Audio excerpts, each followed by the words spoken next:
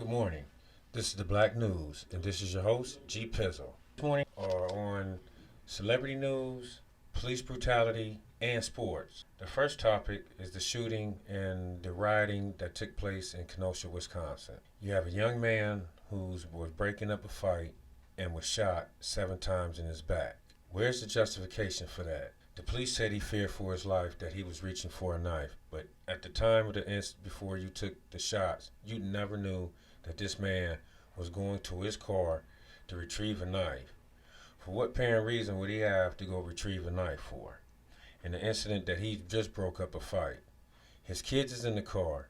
So therefore, if he wanted violence, he would already have took the knife with him going to break up the fight. The justification for that has been justified that the police was in the right for shooting him in the back.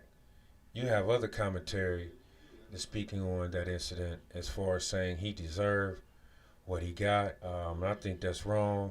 You even have Herschel Walker's son, Christian Walker, speaking on that Jacob was, he should have been shot and that's what he deserved, to be shot in his back. You know, those comments like that will still keep us separated. Well, technically, we can stay separated for all I care, because technically we should have never accepted segregation. It has done nothing for us.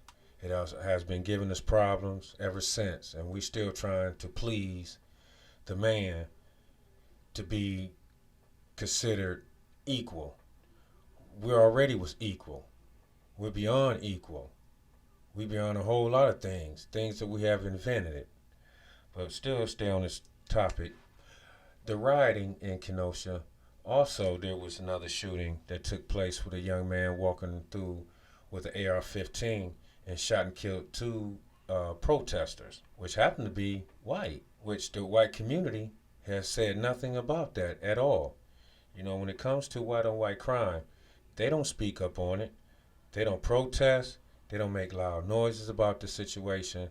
For mine, I think, you know, when it's a white on white crime, they need to speak on it. You know, and it looks like, you know, for mines that it's okay to do what you do until, you know, it makes major news. You know, if a lady, females get, there's plenty of females being raped or tortured or killed, you know, then it's become something major. But when you have directly white on white crime, there's no speaking on those issues at all. They don't protest. There's no nothing. I just saw an incident on my Facebook page. A cop and a man was inside of a Kroger store.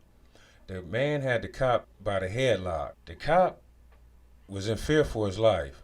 Instead of reaching for his gun, he reached for the taser. He ended up getting the man down on the ground. And he's telling the man, stop resisting. But all the while, he has his taser in his hand. Not a gun, a taser. What part of that fear for your life that you didn't grab your gun and shoot this man? If it had to been the other way around or another color, that man would have been shot. 4 or 5 police officers would have been there. It'd have been justified because the man had his hands around the man's neck, the officer's neck. You know, this is it's just painful. You know, we just really need to stop trying to please those people. For real. You know, it's just for mine, it's my feelings, how I feel. You know, I'm not here trying to please no one as far as to convince you that I'm something or I'm somebody, you know, where I need to be respected. We all know we need to be respected. You know, you can get respect. I can give a racist respect. You know, if he comes at me the correct way, he can get his back the correct way. He may not like me or like my color or anything else, but if he shows me some respect, then I can give it back to him. With that being said, in some celebrity news, you have the Lakers, the Clippers, who have boycotted in NBA season for good measures. Maybe that's good. Maybe it's not. You know, you have different other people's opinions on those situations as well. For mine, from the start, I felt as though it should have never even started back up.